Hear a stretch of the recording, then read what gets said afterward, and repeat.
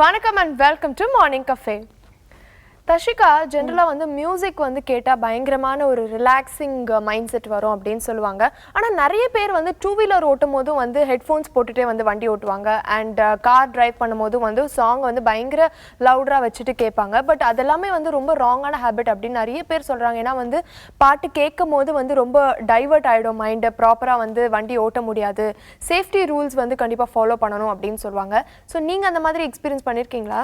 கண்டிப்பாக ஒரு வாட்டி வந்து என்ன ஆச்சுன்னா, நாங்கள் வந்து ட்ராவல் பண்ணிட்டு இருந்தோம். அதுவும் வந்து ஹைவேல வந்து ட்ராவல் பண்ணிட்டு இருந்தோம். ஸோ ஹைவேல பார்த்தீங்கன்னா யாரும் இருக்க மாட்டாங்க இல்லையா? ஸோ ஸ்பீடாக வந்து கார் வந்து எங்களோட அங்கிள் வந்து ஓட்டிகிட்டு இருந்தாங்க.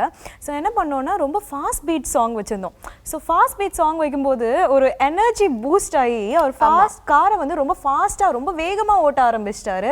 So we met with an accident. அதான் சொல்கிறேன்ல, ஒரு மூடுக்கு ஏற்ற மாதிரி நம்ம வந்து சாங் கேட்டுகிட்டே இருந்தோம்னா அந்த மைண்ட் செட்லேயே வந்து நம்ம வந்து போயிடுவோம். ஸோ டிரைவிங்கில் வந்து கண்டிப்பாக எல்லாருமே பார்த்தீங்கன்னா இந்த பாட்டு கேட்குறத வந்து அவாய்ட் பண்ணோம் அப்படின்றது ஒரு நல்ல ஹேபிட்னே சொல்லலாம். ஸோ இன்னைக்கும் நம்ம யார் சுசித்ரா வந்து எந்த ராகத்தை பற்றி பார்க்க போகிறோம்? எஸ், கண்டிப்பாக ஒரு டிஸ்க்ளைமர் போடணும் அப்படின்னு நினைக்கிறேன். அண்ட் இவ்வளோ நாள் வந்து நம்ம கல்யாணி ராகத்தில் வந்து சுசித்ரா பாடல்கள் பாடிட்டு இருந்தாங்க. இன்னைக்கு வந்து கீரவாணி ராகத்தில் வந்து பாடல்கள் பாட போகிறாங்க. கண்டிப்பாக ரொம்பவே புது ராகமாக இருக்க போது. ஸோ இந்த வாரம் ஃபுல்லாகவே வந்து நம்ம வந்து கீரவாணி ராகத்தை பற்றி தான் பார்க்க போகிறோம். ஸோ வாங்க பார்க்கலாம். ராகம் 16, பாடல் பல நூறு.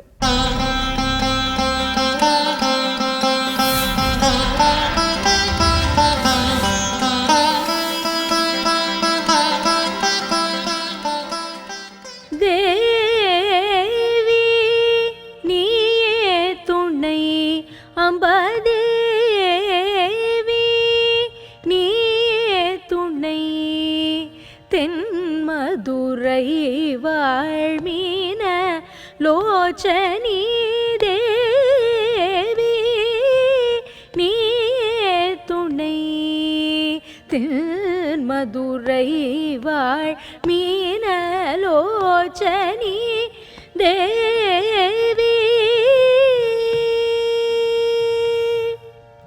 மலயத்வஜன் மாதவமே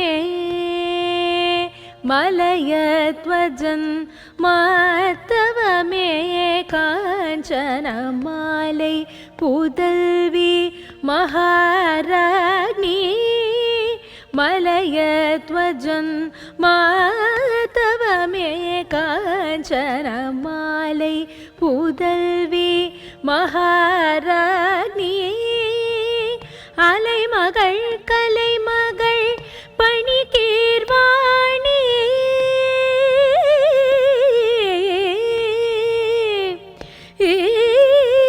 அலைமகள் கலைமகள் பணிகீர்வாணி அமுதனைய இனிய முத்தமிழ் வளர்த்த தேவி நீ துணை மதுரை வாழ் மீனலோச்சனி.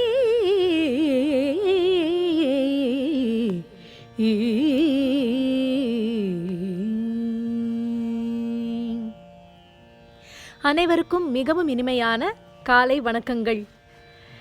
இந்த வாரம் நம்ம எடுத்துட்டு இருக்கிற ராகம் எது அப்படின்னு பார்த்தா கீரவாணி அப்படின்னு பேர்.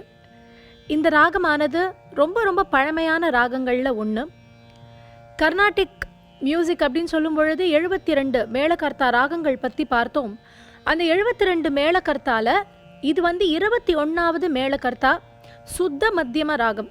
அதாவது இந்த மேளகர்த்தா சார்ட்டில் 72 ராகங்களை 36 பிரிப்போம். நம்ம முதல் 36 ராகங்கள் சுத்த மத்தியமம், அடுத்த 36 ராகங்கள் பிரதி மத்தியம ராகம் அப்படின்னு பேர். அதாவது அந்த மத்தியமங்கிற ஸ்வரம் மா அப்படிங்கிறது இருக்கு இல்லையா, அதை பேஸ் பண்ணி தான் இந்த டிஃப்ரென்ஸு. முதல் 36 ராகமும் மாவன் அப்படின்னு சொல்லக்கூடிய சுத்த மத்தியமம் அப்படிங்கிறத எடுத்துக்கும். இந்த பக்கம் 36லேருந்து 72 இருக்கு இல்லையா, இந்த பக்கம் வரக்கூடிய இந்த பிரதி மத்தியம ராகங்கள் மா 2 அப்படின்னு சொல்லக்கூடிய பிரதி மத்தியமத்தை எடுத்துக்கிறது. இது வந்து சுத்த மத்தியம ராகம், சம்பூர்ணமான ராகம், எல்லா ஸ்வரங்களும் இதுக்கு உண்டு. வேத சக்கரம் அப்படிங்கிறதுல கோ அப்படின்னு சொல்லக்கூடிய ராகம் இது. வேத கோ அப்படிங்கிறது இதனுடைய ஹார்மோனிக் நேம் கர்நாடிக் மியூசிக்கில். இதை வெஸ்டர்ன் மியூசிக்லேயும் கையாளப்பட்ட ஒரு ராகம் இது, இந்த கீரவாணி அப்படிங்கிறது. வெஸ்டர்ன் மியூசிக்கில் மைனர் ஸ்கேல் அப்படின்னு சொல்லுவாங்க. அந்த மைனர் ஸ்கேல் அப்படிங்கிறது இந்த கீரவாணி ராகம். இன்னும் இந்த கீரவாணி ராகத்துல ஸ்வரங்கள் எப்படி வருது அப்படின்னு பார்த்தா சரி க மா பத நீ சா சா நீ தா ப ம க ரி சா. இதில் ரொம்ப முக்கியமான ஸ்வரங்கள் ஜீவஸ்வரங்களாக இருக்கக்கூடியது ம க ரி சரி க மா. இந்த மத்தியமம் ரொம்ப முக்கியமான ஸ்வரம். அதுபோல் நிஷாதம் அப்படின்னு சொல்லக்கூடிய நீ வந்து ஜீவஸ்வரம். க ம ப த நீ நி ரி நி த நி ரி நி த ப ம க ம த ப ம க ரி. அதுபோல் இன்னொரு முக்கியமான ஜீவஸ்வரம் ரீ, ரிஷபம் அப்படின்னு சொல்லக்கூடியது. அந்த ரீல நின்று நிறைய கச்சேரியில் நம்ம பார்க்க முடியும். ரிக ரீ ரி ரி ரிக ரீ மகரி சகரி ரிக மகரி நீ சரி கரி பத நி சகரி கரி சரி கரி கரி ரிக ரிக ரிக ரி ரிக ரிக ரி ரி சனி சரி க ம கரி சனி சரி க ம ப ப ம கரி சனி சரி ரிக ரி ரிக சரி க ரிக சரி க நி சரி க தனி சரி கரி மகரி சனி சரி ரி ரி. இந்த மாதிரி அந்த ரிஷபத்தில் நின்று நிறையா பாடுறது உண்டு. அது பாடும்போது அந்த ஆவೃತ್ತಿ கேட்குறதுக்கு வந்து ரொம்ப அழகாக இருக்கும். அந்த ரிஷபம் இதுக்கு ரொம்ப ரொம்ப முக்கியம். இந்த கீரவாணி ராகத்தில் முதல்ல பாடின அந்த பாட்டு பாபநாசம் சிவன் அவர்கள், தமிழ் தியாகையர் அப்படிங்கிறதையும் நம்ம நிறைய எபிசோடில் பார்த்துட்டு வரோம்.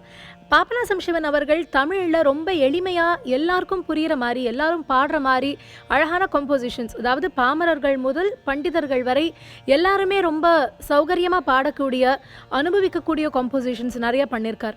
அதில் ரொம்ப பாப்புலரான ஒரு கம்போசிஷன் இந்த தேவி நீயே துணை. மதுரை மீனாட்சியை பற்றி எழுதியிருக்கார். இதில் ஒரு வரி வரும், அலைமகள் கலைமகள் பனி கீர்வாணின்னு. இந்த கீரவாணி ராகத்தையே அம்பாளுடைய பேராக இதில் வர்ணிக்கிறார். அலைமகள் கலைமகள் எப்படி மீனாட்சிக்கு பணிந்தார்கள் அப்படின்னு பார்த்தா, மீனாட்சி தேவியினுடைய அரசாட்சியின் பொழுது அந்த சமயத்தில் அங்கே அலைமகளும் கலைமகளும் மந்திரிகளாக இருந்திருக்காங்க. அதாவது அலைமகள் அப்படிங்கிறவோ நிதித்துறை மந்திரி, கலைமகள் கலைத்துறை மந்திரியாக இருந்திருக்கா. இப்படி இந்த கீரவாணி ராகமானது திரை இசையில் எப்படி வந்தது அப்படின்னு பார்த்தா, ரொம்ப பழைய பாடல்களில் வந்து இந்த கீரவாணி அப்படிங்கிறது ஜாஸ்தி புழக்கத்தில் பார்க்க முடியாது. எப்போ இது ரொம்ப ப்ரிடாமினண்ட்டான ஒரு ராகமாக வந்தது அப்படின்னு பார்த்தா, ராஜாசருடைய கம்போசிஷன்ஸ் வர வர இந்த கீரவாணியில் வந்து நிறைய பாடல்கள் அதுக்கப்புறம் வர ஆரம்பிச்சது. ஒரு பாட்டு ரொம்ப பாப்புலர், இன்னைக்கு நம்ம பார்க்க போகிறது, காற்றில் எந்தன் கீதம் காணாத ஒன்றை தேடுதே, அலை போல நினைவாக சில்லென்று வீசும் மாலை நேர காற்றில் எந்தன் கீதம் காணாத ஒன்றை தேடுதே. இன்னும் இந்த பாட்டில் என்னென்ன நுவான்சஸ் இருக்குது, இன்னும் என்னென்ன பாடல்கள் எல்லாம் இருக்குது அப்படிங்கிறத வரும் பகுதியில் நம்ம பார்க்கலாம். அதுவரை உங்களிடமிருந்து விடைபெறுவது சுசித்ரா. நன்றி, வணக்கம். ஸ்வதிஷ்டா, அதாவது நார்மலாக நம்ம ஜாதகத்தை வந்து ஒரு அஸ்ட்ராலஜர் கிட்ட கொண்டே காமிச்சான்னு வைங்களேன், அவங்க என்ன சொல்லுவாங்கன்னா, சில கட்டம் வந்து சரியில்லை, நார்மலாக அப்படி இருந்ததுன்னா அப்படி அவங்க சொல்லுவாங்க, கட்டம் சரியில்லை, ஸோ இதனால் வந்து நிறைய பரிகாரம்லாம் சொல்லுவாங்க. நம்மளே கூட வாலண்டியராக போய் கூட கேட்போம், ஏதாவது பரிகாரம் இருக்கா இதுக்கு அப்படின்னு கேட்போம் இல்லையா. ஸோ இந்த மாதிரி பரிகாரம் அவங்க சொல்லும்போது என்ன ஆகுது அப்படின்னு பார்த்தீங்கன்னா, நம்மளை சுற்றி வந்து 7 வைப்ரேஷன் இருக்குது. ஸோ ஒவ்வொரு கோவிலுக்கு போகணும்னு சொல்லுவாங்க. ஸோ உங்களுக்கு இந்த பரிகாரம் பண்ணணும்னா நீங்கள் இந்த கோயிலுக்கு போங்க, இந்த ஊருக்கு போங்க அப்படின்னு சொல்லுவாங்க இல்லையா. ஸோ ஒவ்வொரு கோயிலுக்கு போகும்போது ஒவ்வொரு கோயிலையும் பார்த்தீங்கன்னா ஒவ்வொரு வைப்ரேஷன் இருக்கு. ஸோ அதனால தான் அவங்க வந்து என்ன சொல்லுவாங்கன்னா, நீங்கள் வந்து இந்த கோயிலுக்கு போங்க, இது நல்லதாக நடக்கும், ஸோ இங்கே போயிட்டு வாங்க, அதுக்கப்புறம் பாருங்க நீங்கள் உங்களோட பிரச்சனை எல்லாமே வந்து தீந்துரும் அப்படின்னு சொல்லுவாங்க. எஸ், ஜென்ரலாக அந்த பரிகாரம் அப்படிங்கிற விஷயம் வந்து நிறைய பேர் நம்புவாங்க, சில பேர் நம்பவும் மாட்டாங்க. But at the end of the day எது பண்ணாலுமே வந்து நம்ம கடவுளுக்கு தான் பண்ணுறோம். ஸோ அது வந்து பரிகாரம் அப்படின்னு நினைக்காம நம்ம கடவுளுக்கு பண்ணுறோம் அப்படின்னு நினச்சி பண்ணாலே வந்து நல்லதாக நடக்கும் அப்படின்னு நான் நினைக்கிறேன் இல்லையா. கண்டிப்பாக. ஸோ இதே மாதிரி ஒரு யூஸ்ஃபுல்லான ஒரு ஆஸ்ட்ராலஜி அண்ட் நியூமராலஜி பற்றி சொல்ல வராரு நம்மளோட டாக்டர் லைன் கே ராம். வாங்க பார்க்கலாம் ஆஸ்ட்ரோ 360.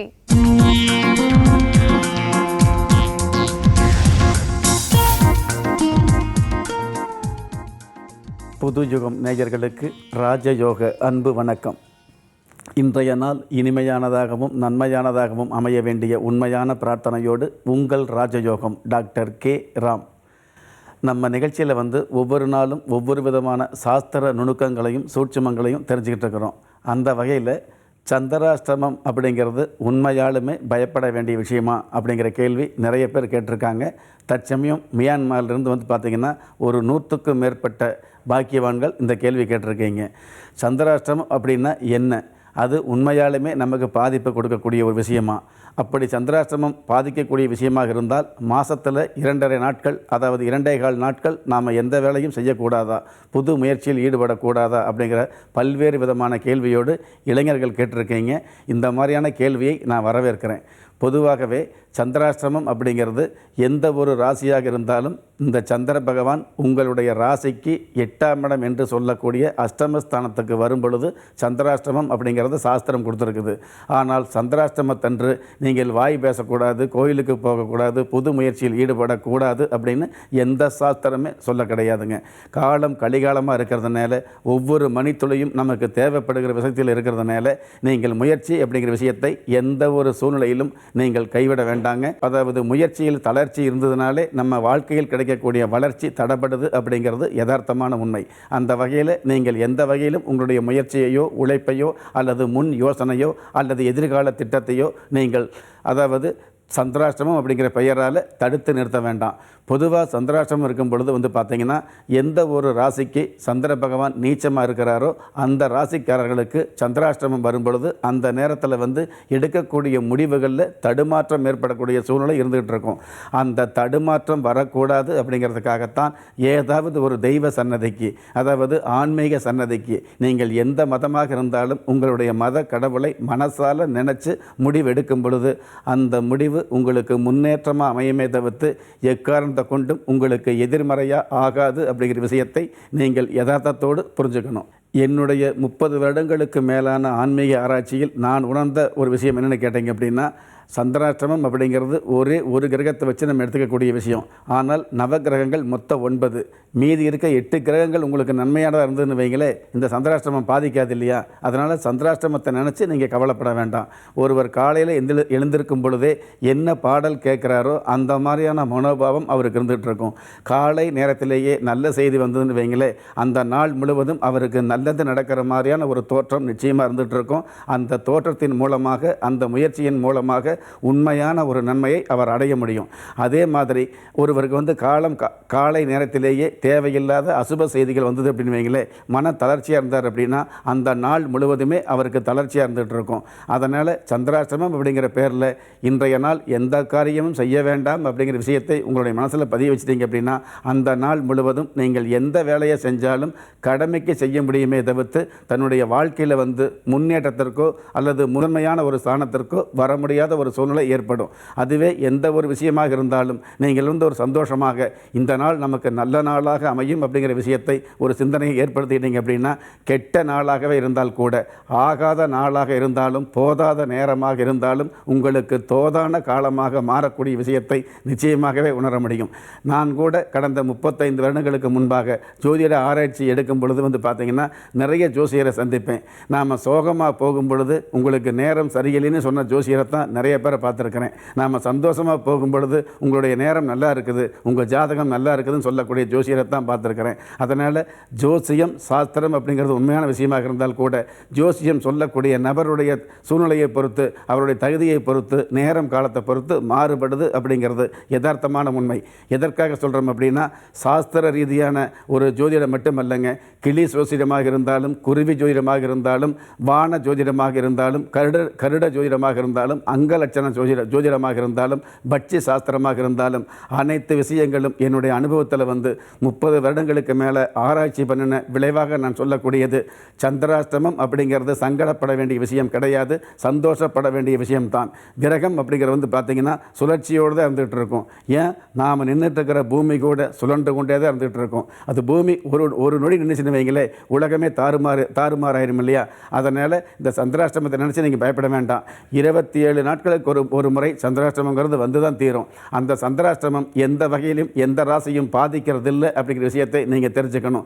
இந்த சந்திராஷ்டமத்தை பற்றி நீங்கள் நினச்சி பார்க்காம நீங்கள் முன்னெச்சரிக்கையோடு அப்படிங்கிற மட்டும் இல்லாமல் முன் உதாரணத்தோடு நீங்கள் அடி எடுத்து வச்சிங்க அப்படின்னா இடிபோல் தாக்கும் துன்பங்களை கூட எடுத்தெறிந்து வாழ்க்கையில் மிகப்பெரிய உயரங்களையும் சிகரங்களையும் அனைவராலும் சந்திக்க முடியும் அப்படிங்கிற அற்புதமான விஷயத்தை இன்றைய நாளில் பதிவு செய்ய கடமைப்பட்டிருக்கிறேன். எது எப்படி இருந்தாலும் ஒரு மனிதனை யார் கைவிட்டாலும் ஆன்மீகம் கைவிடாது என்ற அற்புதமான என்னுடைய ஆன்மீக தத்துவத்தையும் பதிவு செய்து மீண்டும் நாளைய நிகழ்ச்சியில் சந்திக்கும் வரை நன்றியுடனும் வாழ்த்துக்களுடனும் உலக மக்களுக்கான பிரார்த்தனையுடனும் உங்கள் ராஜயோகம் doctor K. Ram. Morning cafe ரொம்பவே இன்ட்ரெஸ்டிங்காக போயிட்டு இருக்கு. நிறைய செக்மெண்ட்ஸ்லாம் பார்த்துட்டு இருக்கோம், ரொம்பவே யூஸ்ஃபுல்லாகவும் இருக்கு இல்லையா? ஸோ ஸ்வதிஷ்டா, உன்னை பொறுத்த வரைக்கும் வந்து ரெஸ்டாரண்ட் ஃபுட் நல்லதா, ஹோம் ஃபுட் நல்லதா? கண்டிப்பாக ஹோம் ஃபுட் தான் நல்லது. ஆனால் டேஸ்ட் எது இருக்கும் அப்படின்னு பார்த்தீங்கன்னா ரெஸ்டாரண்ட் ஃபுட் தான். இல்லை, அப்போ உங்கள் அம்மா டேஸ்ட்டாக சமைக்க மாட்டாங்கன்னு சொல்றியா? அப்படி சொல்ல வரல. நம்ம ரெஸ்டாரண்ட் போகும்போது நீங்கள் ரெஸ்டாரண்ட் போயிட்டு என்ன சாப்பிடுவீங்க? வீட்டில் சமைக்க முடியாத ஐட்டம்ஸ் தான் சாப்பிடுவீங்க இல்லையா? ஸோ கண்டிப்பாக வந்து ஒரு எக்ஸாட்டிக்காக டெலிஷியஸான ஃபுட் அப்படின்னா நம்ம வந்து ரெஸ்டாரண்ட் தான் ப்ரிஃபர் பண்ணுவோம். கண்டிப்பாக இப்போ இருக்க ஜென்ரேஷனும் பார்த்தீங்கன்னா நிறைய பேர் வந்து இப்போ நிறைய ஆப்லாம் வந்துருச்சு. ஸோ அவங்க வந்து வீட்டில் இருந்தே ஆர்டர் பண்ணி எல்லாம் சாப்பிட்டுக்கிறாங்க. இது மூலியமாக வந்து நம்ம வந்து ரொம்ப சோம்பேறி ஆயிட்டோம்னு தான் சொல்லணும். ஏன்னா வீட்டில் இருந்தபடியே வராதது ஒன்று ஃபுட்டு தான். வீட்டில் பண்ணால் நம்ம கையில் கிடைக்கும். வெளியிலேருந்து வரக்கூடியது வந்து ஃபுட்டுன்றது வந்து இந்த ஆப் மூலியமாக வந்து எல்லாருமே தெரிஞ்சுக்கிட்டாங்க. ஸோ ரொம்ப லேசி ஆகிட்டாங்க. அதுவும் பார்த்தீங்கன்னா நிறைய சார்ட் வந்து நம்ம வந்து ப்ரிப்பேர் பண்ணுறோம். இன்றைக்கி இந்த எக்ஸசைஸ் பண்ணோம், அதுக்கப்புறம் ஹோம்ஒர்க் சார்ட் ப்ரிப்பேர் பண்ணுறோம், ப்ராஜெக்ட் சார்ட் ப்ரிப்பேர் பண்ணுறோம். இந்த ஃபுட் சார்ட் அப்படின்றத சின்னதுலேருந்தே நம்ம ப்ரிப்பேர் பண்ணணும்னு நினைக்கிறேன். கண்டிப்பா இந்த ஃபுட் சார்ட் இப்படி தான் நீங்க சொன்ன மாதிரி நான் ப்ரிப்பேர் பண்ணி எங்க அம்மா கிட்ட கொடுத்தேன். எங்க அம்மா மூஞ்சிலே விட்டு இருந்தாங்க, இந்த ஃபுட் எல்லாம் நீயே ப்ரிப்பேர் பண்ணிக்கோ, சார்ட் மட்டும் போட்டு கொடுத்துட்டா போதாது, நம்மளே ப்ரிப்பேர் பண்ணணும் அப்படின்னு சொல்லிட்டு. ஸோ இதுவே வந்து ஒரு பெரிய டாஸ்கா நம்மளுக்கு இருக்கு. அதாவது சார்ட் போடுறது மட்டும் இல்லாம அதுக்கான இன்கிரீடியன்ஸ் வாங்கிட்டு வரணும், அதுக்கான சமையல் நம்ம செய்யணும். பட் ஆனா இந்த பகுதி நம்ம பார்த்தோம்னா அந்த பிரச்சனையே நமக்கு இருக்காது. ஏன்னா நம்மளோட மூலிகை மருத்துவர் வந்து ரொம்ப சிம்பிளா என்னென்ன மாதிரியான விஷயங்கள்லாம் வீட்டிலே செய்யலாம் அப்படின்னு சொல்லி நம்மளுக்கு டிப்ஸ் கொடுத்துட்டு இருக்காரு. கண்டிப்பா. ஸோ வாங்க பார்க்கலாம் அறிவோம் ஆரோக்கியம்.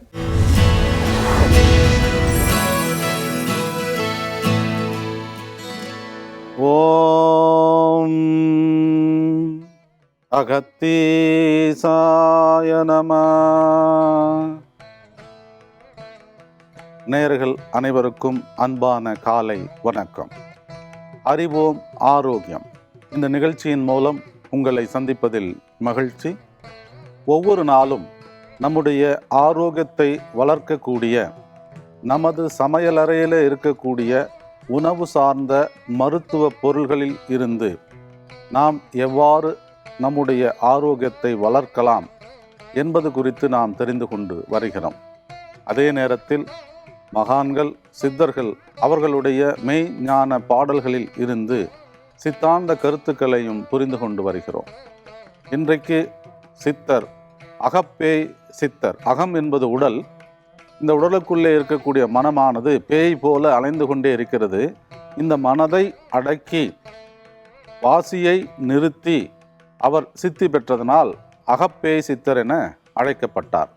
அவருடைய பாடலிலிருந்து சித்தாந்த கருத்தை தெரிந்து கொள்வோம். 6 தத்துவமும் ஆகமம் சொன்னதடி, மாறாத மண்டலமும் வந்தது 3 அடியோ, பிருத்திவி பொன்னிறமே பேதமையல்லவடி, வாயு நீலமடி வான்பொருள் சொல்வேனே, ஊர்வது வெள்ளையடி உடனது கண்டாயே என்று பஞ்சபூத தத்துவங்களை, அண்டத்தில் இருக்கக்கூடிய அவைகள் இந்த பிண்டம் என்று சொல்லக்கூடிய உடலுக்குள்ளேயும் இருக்கிறது. மண் தத்துவம், நீர் தத்துவம், நெருப்பு தத்துவம், காற்று தத்துவம், ஆகாய தத்துவம். 6 ஆதாரங்களை மையமாக கொண்டு பிருத்திவி என்று சொல்லக்கூடிய மண் பொன்னிறமாக இருக்கிறது, நீர் வெண்ணிறமாக இருக்கிறது, இந்த வாயு நீல நிறமாக இருக்கிறது, ஆகாயம் பொதுவாக இருக்கிறது என்று ஒவ்வொன்றையும் குறிப்பிடுகிறார். உடலை பற்றி தெரிந்து கொண்டு இந்த உடலுக்கு வரக்கூடிய உபாதைகளை புரிந்து கொண்டு அவற்றை நீக்கி நல்ல ஆரோக்கியம் வளர்த்தால்தான் நமக்கு மெய்ஞான அறிவு கிடைக்கின்ற வரையிலே இந்த உடலானது பாதுகாக்கப்பட வேண்டும். அதற்காக சித்தர்கள் பாடல்களிலே இந்த தத்துவங்களை சொல்லியிருக்கிறார்கள். அகப்பேய் சித்தரனுடைய பாடல். அடுத்ததாக மருத்துவ பகுதி. நாம் அன்றாடம் சமையலிலே பயன்படுத்தக்கூடிய மருத்துவ பொருள், உணவு பொருள் பூண்டு, ஆங்கிலத்தில் கார்லிக் என்று அழைக்கக்கூடிய இந்த பூண்டு, அதனுடைய பொதுவான மருத்துவ குணம் என்ன?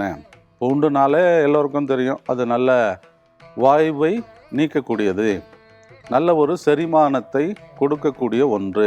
அதே நேரத்தில் அதிகப்படியான கொழுப்பு சத்தை குறைக்கக்கூடியது. அதோடு மட்டுமல்லாமல் சிறுநீரை பெருக்கி வெளியேற்றக்கூடியது.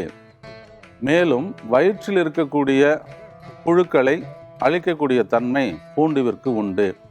ஆகவே இந்த பூண்டை நாம் சமையலிலே பயன்படுத்தக்கூடிய நேரத்தில் இத்தனை மருத்துவ குணங்களை நமக்கு அது கொடுக்கின்றது. அதிகப்படியான வாய்வு எப்பொழுது வருகிறது என்றால், உடல் சூட்டினால் மலச்சிக்கல், மலச்சிக்கலினால் வாயுவினால் நமக்கு அஜீரணம், வயிறு உப்புசம். இந்த வாய்வு அதிகரிக்க அதிகரிக்க உடலிலே வலிகள் ஏற்படும். ஆங்காங்கே குறிப்பாக எல்லா இடத்துலையும் வலி வந்தால் கூட நம்ம பெருசாக கவலைப்பட மாட்டோம். ஆனால் இதய பகுதியில் வலி வரக்கூடிய நேரத்தில் இது வாயுவினால் ஏற்படக்கூடிய வலியா அல்லது அங்கே இரத்த நாளத்தில் ஏற்படக்கூடிய அடைப்பினால் வரக்கூடிய வலியா என்கிற ஒரு பயம் லேசாக வரும். அந்த நேரத்தில் 4 பூண்டு பல் அதை ஒரு டம்ளர் பாலில் காய வச்சு நாள்தோறும் தொடர்ந்து சாப்பிட்டுட்டே வந்தோம் அப்படின்னாக்கா, ஒருவேளை இரத்த நாளங்களிலே கொழுப்பு படிந்து அதனால் வரக்கூடிய வலியாக இருந்தாலும், வாய்வு இரத்த நாளத்திலே சென்று இரத்தத்தை அழுத்தமாக செலுத்தினாலும் அதனால் வரக்கூடிய வலியையும் கட்டுப்படுத்தக்கூடிய தன்மை பூண்டுவிற்கு உண்டு. 2 காரணிகளாக செயல்படுகிறது. கொலஸ்ட்ரால் என்று சொல்லக்கூடிய கெட்ட கொழுப்பு வகைகள், எல்டிஎல் கொலஸ்ட்ரால், விஎல்டிஎல் கொலஸ்ட்ரால், ட்ரைகிளைசரைட்ஸ் என்று சொல்லக்கூடிய கெட்ட கொழுப்பு வகைகள். அதே நேரத்தில் ஹெச்டிஎல், ஹை டென்சிட்டி லிபிட் அப்படின்னு சொல்லக்கூடிய நல்ல கொழுப்பும் இருக்குது. இந்த பூண்டானது கெட்ட கொழுப்பை குறைத்து நமக்கு இரத்த ஓட்டத்தை சீராக்கி உயர் இரத்த அழுத்தம் அதிகப்படியாக ஏற்படாமல் தடுக்கக்கூடிய தன்மையும் உண்டு. உயர் இரத்த அழுத்தம் எப்படி வருது அப்படின்னு பார்த்தீங்கன்னா, இரத்த பித்தம்னு சொல்கிறது சித்த மருத்துவ தத்துவம். அதிகப்படியான பித்தம் இரத்தத்தில் கலக்கின்ற நேரத்தில், அதிகப்படியான கொழுப்பு இரத்தத்தில் கலந்து பயணிக்கக்கூடிய நேரத்தில், அதிகப்படியான வாய்வு இத்துடன் சேர்ந்து செல்லக்கூடிய நேரத்தில் நம்முடைய கோபம், நம்முடைய மன அழுத்தம், பரபரப்பு இவைகளெல்லாம் சேர்ந்துதான் உயர் இரத்த அழுத்தமாக மாறுகிறது. அவற்றை கட்டுப்படுத்தி நம்முடைய ஆரோக்கியத்தை வளர்க்கக்கூடிய ஒரு நல்ல மருந்தாக இந்த பூண்டு ஆனது இருக்கும். அதை தெரிந்து பயன்படுத்தலாம். அடுத்ததாக பூண்டு தைலம்னு சித்த மருத்துவத்தில் ஒரு தைலம் நடைமுறையில் பயன்பாட்டில் இருக்கும். அதற்கு தேவையான பொருள்கள் நல்ல எண்ணெய், பூண்டுப்பல். நல்ல எண்ணெய் ஒரு 250 மில்லி அளவு என்று வைத்துக்கொண்டால் ஒரு 10 பூண்டு பல் இருந்தால் போதும். அதை அந்த எண்ணெயில் போட்டு சிறு தீயில காய்ச்சுகின்ற நேரத்தில் பூண்டு சிவந்து மேலே வந்து எண்ணெயின் மேலே மிதக்கும். அந்த பக்குவத்தில் எடுத்து வடித்து வைத்துக்கொண்டு எங்கெங்கெல்லாம் வலி இருக்கோ, மூட்டுகளிலே வலி, மூட்டு இணைப்புகளிலே வலி, தசை பகுதியிலே வலி, ஒரு சிலருக்கு இந்த வெரிகோஸ் வெயின்னு சொல்லக்கூடிய காலுக்கு வரக்கூடிய இரத்த நாளங்கள் சுருண்டு கருமையாக பச்சை நிறமாக தடிமனாக இருக்கக்கூடிய அந்த நிலையில் இந்த பூண்டு தைலத்தை போட்டு அப்படியே நீவிக்கொண்டே வர அந்த வலிகளை குறைத்து நல்ல ஆரோக்கியம் தரக்கூடிய நல்ல மருந்தாக இருக்கும். பூண்டு தைலம் செய்முறையை இப்போ நாம் பார்க்கலாம்.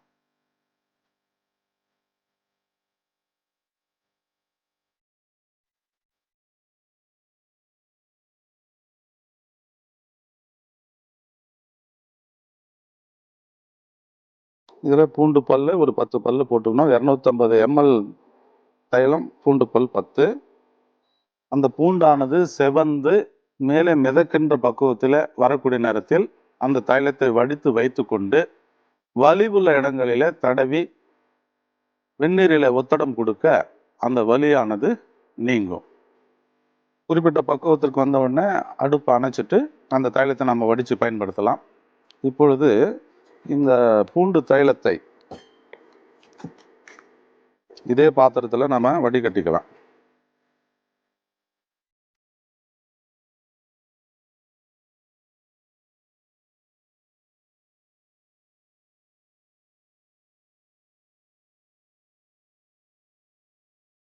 இதுபோன்று நம்முடைய சமையல் அறையில் இருக்கக்கூடிய உணவு சார்ந்த மூலிகை பொருட்களுடன் மீண்டும் சந்திப்போம். நன்றி, வணக்கம்.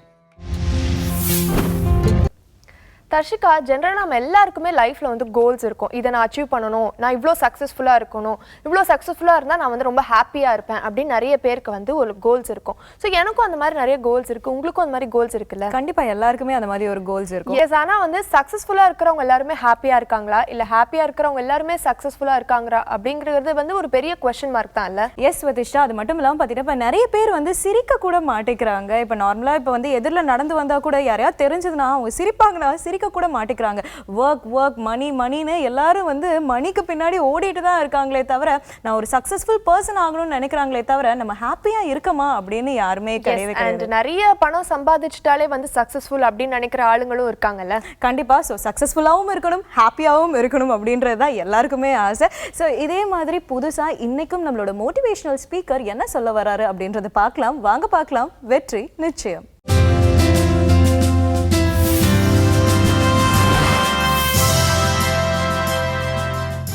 நன்று கருது நாளெல்லாம் வினைசை கருமமே கண்ணாயிரு நினைப்பது முடியும். ஆனந்த வணக்கம் அன்பு அன்பர்களே. இன்று நாம் நம் வாழ்வில் நம்பிக்கையை ஏற்படுத்தக்கூடிய உன்னதமான ஒரு வார்த்தையை பார்க்க போகின்றோம். ஆம், முயற்சி. இந்த முயற்சி என்பது பல இடங்களில் நீங்கள் கேட்டிருப்பீங்க. ஆனால் இந்த முயற்சிக்கு மிக அழகான ஒரு கதையை உங்ககிட்ட நான் பகிர்ந்து கொள்கிறேன். ஒரு ஊரில் ஒரு அழகான விவசாயப்பட்ட ஒரு ஊர். இந்த ஊரில் தொடர்ந்து மழை நல்லா வந்துக்கிட்டு இருக்கு. வானம் பார்த்த பூமி, அந்த பூமி சீரும் செழிப்புமாக சகல ஐஸ்வர்யங்களோட இருக்கு. அந்த டைமில் அந்த ஊருக்குள்ளே ஒரு சாமியார் போகிறாரு. போகும்போது அந்த ஊரை பார்த்து சந்தோஷப்படுறாரு. எவ்வளவு அழகான ஊராக இருக்குது, எவ்வளவு செல்வ செழிப்பான ஊராக இருக்குது அப்படின்னு பார்க்குறாரு. பார்த்துட்டு ஊரை விட்டு கிராஸ் பண்ணும்போது யோசிக்கிறாரு, என்னடா நம்மளை யாருமே கவனிக்கலையே அப்படின்னு வருத்தப்பட்டார். வருத்தப்பட்டு பக்கத்தில் இருக்கக்கூடிய ஊர் பெரியவரை கூப்பிட்டு, நான் எப்பேற்பட்ட சாமியார் தெரியுமா, என்னை யாருமே கண்டுக்க மாட்டேங்கிறீங்களே அப்படின்னு சொல்லும்போது அவரும் கண்டுக்காமையே போயிட்டார். உடனே கோபம் வந்து அந்த ஊருக்கு ஒரு சாபம் விடுறார். என்னை மதிக்காத இந்த ஊருக்கு 15 ஆண்டுகள் மழையே வரக்கூடாது அப்படின்னு ஒரு சாபத்தை கொடுக்குறார். சாபத்தை கொடுத்தோன்னா ஊரில் இருக்கிறவங்களாம் சிரிச்சாங்க. ஆனால் 1 ஆண்டு 2 ஆண்டு ஆன உடனேயே ரெகுலராக வரக்கூடிய மழை நின்று விட்டது. அந்த ஊருக்கு மழை வந்தால் தான் விவசாயம், அதனால் விவசாயமும் நின்றது. ஸ்டெப் பை ஸ்டெப்பாக ஊரே முடங்கிட்டு. ஆனால் ஒரே ஒரு விவசாயி மட்டும் வீட்டிலிருந்து கிளம்பி தோட்டத்துக்கு போகிறாரு. விவசாயம் செய்வதற்கான என்னென்ன செய்யணுமோ அதை செய்கிறார். அதாவது அந்த மண்ணை உழவு ஓட்டி விட்டு மீண்டும் திரும்பி வீட்டுக்கு வரார். இதையே வாடிக்கையாக இருக்கு. அந்த ஊரில் இருக்கிறவங்கெல்லாம் இவரை கிண்டல் பண்ணுறாங்க, கேலி பண்ணுறாங்க, அவமானப்படுத்துகிறாங்க. ஆனாலும் தொடர்ந்து அவர் தினமும் போகிறார். 1 வருஷம் கழித்து வீட்டில் இருக்கிறவங்களும் திட்ட ஆரம்பிச்சிட்டாங்க. இவருக்கெல்லாம் ஒரு வேலையே இல்லை, சும்மா அந்த வெட்டி வேலையை செஞ்சுக்கிட்டே இருக்கிறாரு அப்படின்னு குடும்பத்தில் இருக்கிறவங்களும் சொல்ல ஆரம்பிச்சிட்டாங்க. என்னையா அப்படின்னு இதை பார்த்துட்டு இருக்கும்போது இந்த மழையெல்லாம் எப்படி வருதுன்னா, வர்ண பகவான் ஒரு சங்கெடுத்து ஊதுனா மட்டும்தான் மழை வரும் அப்படின்னு ஒரு ஐதீகம், ஒரு சரித்திர கதையும் அதுக்கு இருக்கின்றது. அதன்படி மழை வராது அப்படின்னு சாபம் விட்டதை பார்த்த அந்த வர்ண பகவான் கையில் இருக்கக்கூடிய சங்கை வச்சு தூங்கிட்டு இருக்கார். இதைய பார்த்துட்டு இருந்த நாரதர் கவனித்து ஊருக்குள்ளே வரார். டெய்லியும் விவசாயத்துக்கு போயிட்டு இருக்கக்கூடிய அந்த விவசாயியை பார்த்து, உனக்கு கடவுள் நம்பிக்கையே இல்லையா, ஒருத்தர் சாபம் விட்டாரு, ஊரே எந்த வேலையும் செய்யாமல் இருக்குது, நீ என்னங்க செய்கிறீங்க அப்படின்னு கேட்குறாங்க. அப்போ அந்த விவசாயி சொல்கிறாரு, எனக்கு கடவுள் நம்பிக்கை மிக அதிகங்க அப்படிங்கிறார். அப்புறம் ஏன் அந்த சாபத்தை நம்பலையா, நீங்கள் எதுக்கு தொடர்ந்து செய்கிறீங்க, எனக்கு தெரியுங்க மழை வராதுன்னு அப்படிங்கிறார். அப்புறம் எதுக்குங்க விவசாயம் செய்கிறீங்க அப்படின்னு கேட்டால் அந்த பெரியவர் சொல்கிறாரு, ஒரு வேலையை தொடர்ந்து செய்யலினா அது மறந்து போயிருன்னு எங்கள் தாத்தா சொல்லியிருக்கிறாருங்க. அதனால் நான் டெய்லியும் வந்து இந்த உழவு ஓட்டிட்டு போகிறேன். உழவு ஓட்டலினா அந்த மண்ணும் பட்டு போயிடும், உழவு ஓட்டாமல் விட்டனா எனக்கும் அது மறந்து போயிடும். அதுக்காகத்தாங்க யார் கேலி கிண்டல் பண்ணாலும் டெய்லியும் இந்த செயலை செஞ்சுக்கிட்டு இருக்கிறேன் அப்படின்னு சொல்கிறார். சொன்ன உடனே நாரதர் அதை யோசிச்சுட்டு நேராக வர்ண பகவான்கிட்ட போகிறார். வர்ண பகவான்கிட்ட இந்த தகவலை சொல்கிறார். வர்ண பகவானே, ஒரு செயலை தொடர்ந்து செய்யவில்லை என்றால் அது மறந்து விடுமாம், அந்த செயலை நாம் செய்தோம் என்றால் தோற்று விடுவோமாம் அப்படிங்கிறார். உடனே வர்ண பகவானுக்கு ஒரு டவுட்டு வருது. என்ன டவுட்டு? நம்மளும் 2 வருஷம் ஆச்சு இந்த சங்க ஊதி, நம்ம ஊதுனாலும் இப்போ சத்தம் வராதோ அப்படின்னு எடுத்து சங்க வச்சு ஊ ஊ அப்படின்னு ஒரு ஊதுறாரு. ஊதுன உடனேயே மழை வருது. மழை வரும்போது அங்கே நம்ம சப்டைட்டில் ஒன்று வெளியிடுறோம். தெய்வத்தால் ஆகாது எனினும் முயற்சி தன் மெய்வருத்த கூலி தரும். ஆம் அன்பர்களே, தெய்வமே கைவிட்டாலும், உங்கள் ஊரே உங்களை கைவிட்டாலும், உங்கள் குடும்பமே உங்களை கைவிட்டாலும், உங்களின் சரியான தெளிவான தொடர் முயற்சி மட்டும் இருந்தாலே போதும், உங்கள் வாழ்வில் வெற்றி நிச்சயமாகவே இருக்கும். நான் ஒவ்வொரு பயிற்சி வகுப்பிலும் எனது அன்பர்களுக்கும் நண்பர்களுக்கும் சொல்லக்கூடிய விஷயமே என்ன தெரியுங்களா? வெற்றியின் ரகசியம் முயற்சி ப்ளஸ் பயிற்சி ப்ளஸ் தொடர்ச்சி ஈக்குவல் டு வெற்றி. இதை புரிந்து கொள்ளுங்கள். இதுவரைக்கும் உலகில் வெற்றி பெற்றவர்கள் எல்லாரும் தொடர் முயற்சியாலேயே செய்தார்கள். அது பேச்சாக இருந்தாலும் சரி, மூச்சாக இருந்தாலும் சரி, பெரும் சாதனையாக இருந்தாலும் சரி, முயற்சியால் மட்டுமே இந்த உலகத்தை மாற்ற முடியும்.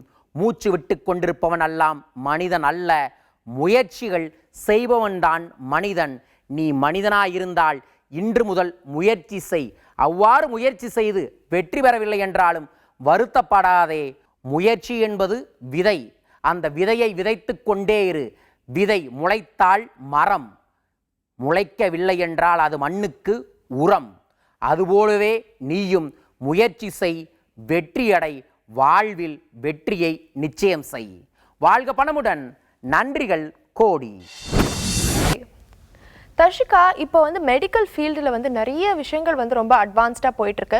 பட் ஹோமியோபதி, சித்தா இந்த மாதிரி மருத்துவம் எல்லாமே வந்து ரொம்ப பாரம்பரியமாக வந்து நம்ம ஃபாலோ பண்ணிட்டு இருக்கிற ஒரு விஷயம் இல்லை? ஆமாம் ஸ்வதிஷ்டா, அதாவது பார்த்தீங்கன்னா இப்போ நிறைய பேர் வந்து இந்த ஹோமியோபதி, இந்த சித்தா ட்ரீட்மெண்ட் இதெல்லாம் எடுக்க ஆரம்பிச்சிட்டாங்க. நேச்சுரலாக நம்ம பாடியில் இருக்க டிஃபெக்ட்ஸ் எல்லாத்தையுமே எப்படி குணப்படுத்தலாம் அப்படின்னா கண்டிப்பாக ஒரு நேச்சுரலாக ஒரு ட்ரீட்மெண்ட் எடுக்கிறது தான் அவசியம் இல்லையா? ஆமாம். ஸோ இன்றைக்கும் வந்து ஹோமியோபதி பற்றி தான் வந்து டாக்டர் சொல்ல போகிறாங்க. ஸோ வாங்க பார்க்கலாம் ஹெல்தி லைஃப்.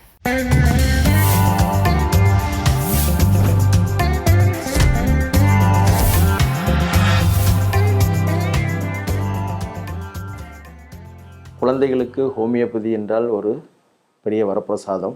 ஏன்னா ஹோமியோபதி மூலமாக அவங்களுக்குள்ள பிரச்சனைகளை வந்து ஈஸியாக சால்வ் பண்ணலாம்.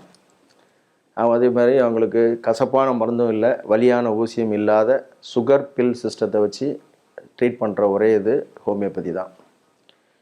இப்போ வந்து அன்றாடம் நம்ம வீட்டில் பார்க்குறதுல வந்து குழந்தைகளுக்கு என்ன அடிக்கடி எப்போ பாரு கோல்டு, காஃபு, சளி, மூக்கடைப்பு, தும்மல், வீசிங், இப்படி தான் ரெகுலராக நிறைய பேரண்ட்ஸ் வந்து அவங்கவுங்க குழந்தைகளை கொண்டு வர்றது இயல்பு.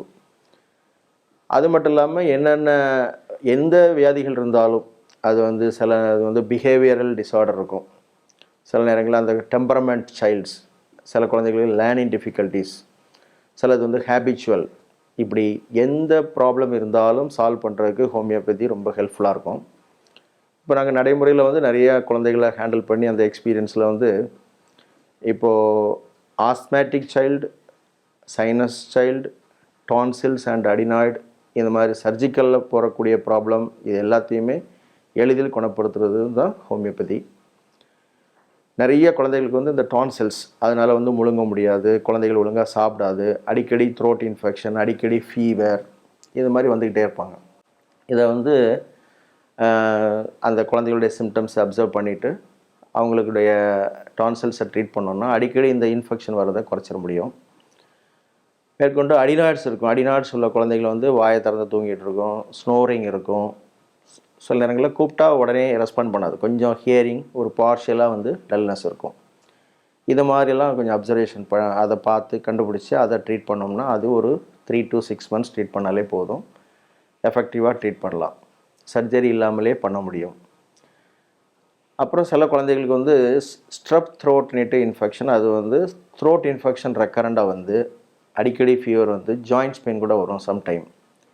அது என்னென்னு நம்ம வந்து லெபார்ட்டரி இன்வெஸ்டிகேஷனில் பார்த்தோன்னா ஏஎஸ்ஓ டைட்டர் வந்து பாசிட்டிவ் இருக்கும். ஸோ அதை கண்டுபிடிச்சி அதை நம்ம ட்ரீட் பண்ணோம்னா அதையும் சால்வ் பண்ணிக்கலாம். ஹோமியோபதியில் அதுக்குன்னு பிரத்யேகமான சில மெடிசின்ஸ் இருக்குது. அப்புறம் சில குழந்தைகள் வந்து அந்த விருப்பு வெறுப்பு, சில குழந்தைகள் பார்த்திங்கன்னா ரொம்ப ஹைலி இரிட்டபிளாக இருக்கும், ஹைலி ரெஸ்ட்லெஸ்ஸாக இருக்கும், அதுகளெல்லாம் நாங்கள் ஸ்டடி பண்ணுவோம். அப்புறம் பெட்டில் யூரின் போகிற குழந்தைகள் இருக்குது, தம் சக்கிங் குழந்தைகள் இருக்குது. இதெல்லாம் பிஹேவியரல் டிஸார்டர்ஸ். அதையும் வந்து ஹோமியோபதி மூலமாக சரி பண்ண முடியும். ஸோ எந்த ஒரு டிசீஸுமே குழந்தைகளுக்கு வந்து அதை ஈஸியாக சார்ட் அவுட் பண்ணி க்யூர் பண்ணி கொடுக்கறதுக்கு வந்து homeopathy the best. Only thing அவங்க பேரண்ட்ஸ் வந்து அதை கொஞ்சம் அப்சர்வ் பண்ணணும். அவங்களுக்கு வந்து என்னென்ன பண்ணுது, எப்படி இருக்குது அப்படிங்கிறத அந்த சிம்டம்ஸை நோட் பண்ணி டாக்டர்ஸ்ட்டை வந்து ப்ரெசென்ட் பண்ணால் நல்லது. இன்றைக்கி இருக்கிற பிஸி வேர்ல்டில் ஆஃபீஸ்லேருந்து நேராக குழந்தைய தூக்கிட்டு வருவாங்க. வாமிட் பண்ணுது டாக்டர் அப்படின்னு கொண்டு வருவாங்க. ஸோ சடனாக ஒரு 10 முறை வாமிட் பண்ணிச்சு அப்படின்ட்டு தூக்கிட்டு வருவாங்க. அப்போ அப்படி வரும்போது அது என்ன சாப்பிட்டது, எதனால் வாந்தி வருது, என்ன காஸ் அப்படின்னு கூட அவங்களுக்கு தெரியாது. பட் அந்த அப்சர்வேஷன் என்ன சாப்பிட்டது அப்படின்னு சொல்ல முடிஞ்சதுன்னா எங்களுக்கு ஈஸி.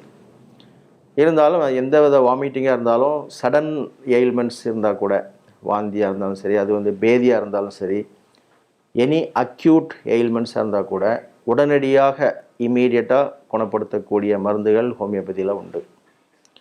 இன்னும் சொல்லப்போனால் நிறைய குழந்தைகள் வந்து யூரினரி ட்ராக்ட் இன்ஃபெக்ஷனில் சஃபர் ஆவாங்க. ஸ்கூலுக்கு போகிற குழந்தைகளாகட்டும், ஸ்கூலுக்கு போகிறதுக்கு முன்னாடி உள்ள குழந்தைகளாகட்டும், யூரினரி ப்ராப்ளம்ஸில் வந்து சஃபர் பண்ணும். அந்த யூரின் இன்ஃபெக்ஷன், இப்போ மெயில் சைல்டுக்கு வந்து பார்த்திங்கன்னா சில குழந்தைகளுக்கு வந்து டிப் ஆஃப் தி பீனிஸ் வந்து ஒட்டிகிட்டு இருக்கும். அந்த ஃபைமோசிஸ்ன்னு சொல்லுவோம்.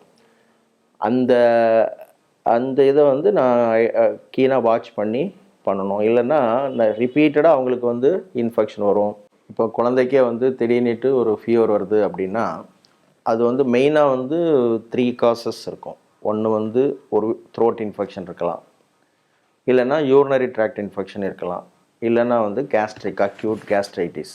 இது மாதிரி ஏதாவது ஒரு 3 இந்த மேஜர் 3 ரீசன்ஸ் இருக்கும்.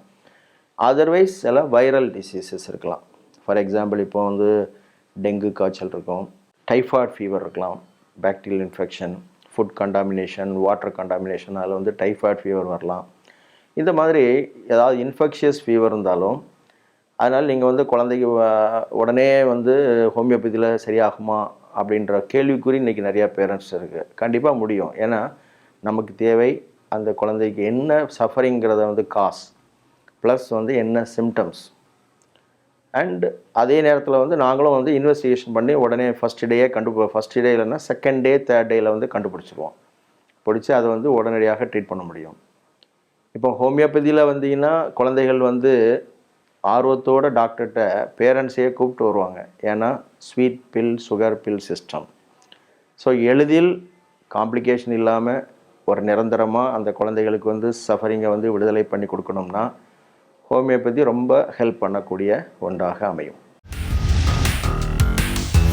ஸோ இன்னைக்கு பார்த்த எல்லா விஷயங்களுமே கண்டிப்பாக யூஸ்ஃபுல்லாக இருந்திருக்கும். ஒரு அழகான பாடல் மூலமா ஆரம்பித்தோம். அண்ட் டாக்டர் ஜெயக்குமார் வந்து ஹோமியோபதி டிப்ஸ் எல்லாமே கொடுத்தாங்க. ஸோ இதே மாதிரி நிறைய யூஸ்ஃபுல்லான டிப்ஸ் அண்ட் பகுதிகள் எல்லாமே வந்து அடுத்தடுத்த எபிசோட்லையும் நாங்கள் உங்களை சந்திக்க போகிறோம். கண்டிப்பாக நாளைக்கும் காலையில் 8 மணிக்கு நானும் ஸ்வதிஷ்டாவும் உங்களை சந்திக்கிறோம். Until then, this is Tarshika and Swatishtha signing off. இது மார்னிங் Cafe.